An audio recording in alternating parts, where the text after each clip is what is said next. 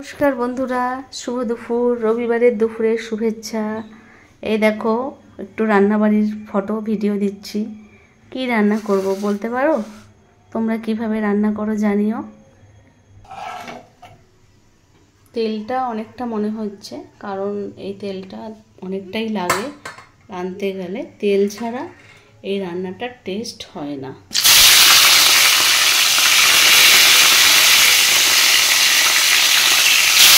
মাছগুলো ভাজতে ছেড়ে দিচ্ছি। ঠিক আছে, ধন্যবাদ। Thank you so much.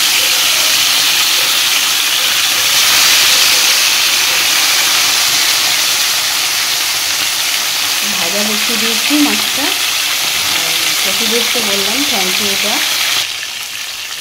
তো মাছগুলো আমার ভাজা মোটামুটি এক সাইড হয়ে গেছে, আর এক সাইড ভাজছি। আর তার আগে কড়াইতে একটু জিরে আর গোটা জিরে আর শুকনো লঙ্কা তেলে ভেজে নিয়েছি।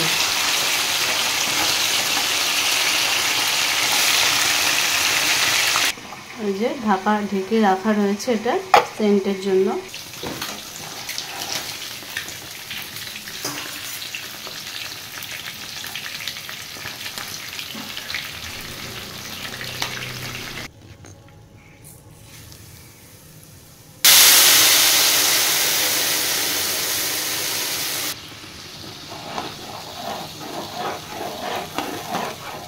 প্রতিদিন কাঁচা লঙ্কা দিই, আজ কাঁচা লঙ্কা দিচ্ছি না, কারণ গাছের কাঁচা লঙ্কাগুলো ছোট ছোট, আর বাড়িতে কাঁচা লঙ্কাগুলো রাখি না আমি। আমার গাছেই যা থাকে একটা দুটো করে দিয়ে রান্না করি।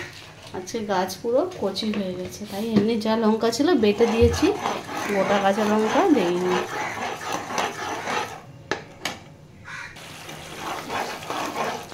দেখো তেল ছেড়ে দিয়েছে, এবারে মাছগুলোকে আমি দিয়ে দেবো। মাছগুলোকে দিয়ে একটু সিদ্ধ করে মশলাটা দিয়ে একটু মিষ্টি দিয়ে নামিয়ে নেবো। সব মাছগুলোকে তুলে দিয়েছি। এই একটু চিনি দিয়ে দিলাম আর একটু লবণ দিয়ে দিলাম। মোটামুটি আমার রান্না কমপ্লিট। তোমরা কিভাবে রান্না করো অবশ্যই একটুখানি জানাবে। হ্যাঁ, সবাই তো একরকমভাবে করে না, অনেকের রেসিপি অন্যরকম। একটু জানিও কিভাবে করো।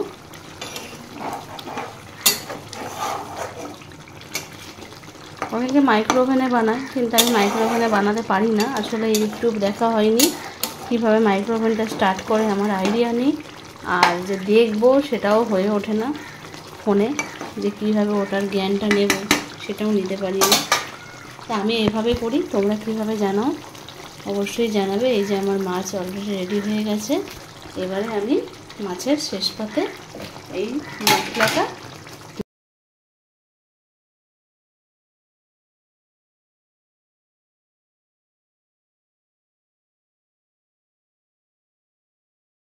এই যে আমার রান্না প্রায় হয়ে গেল, মশলা দিয়ে দিলাম। কেমন লাগছে দেখে বলবে তোমরা বন্ধুরা। আবার পরে কোনো রান্না নিয়ে আসবে। এখনের মতন টাটা।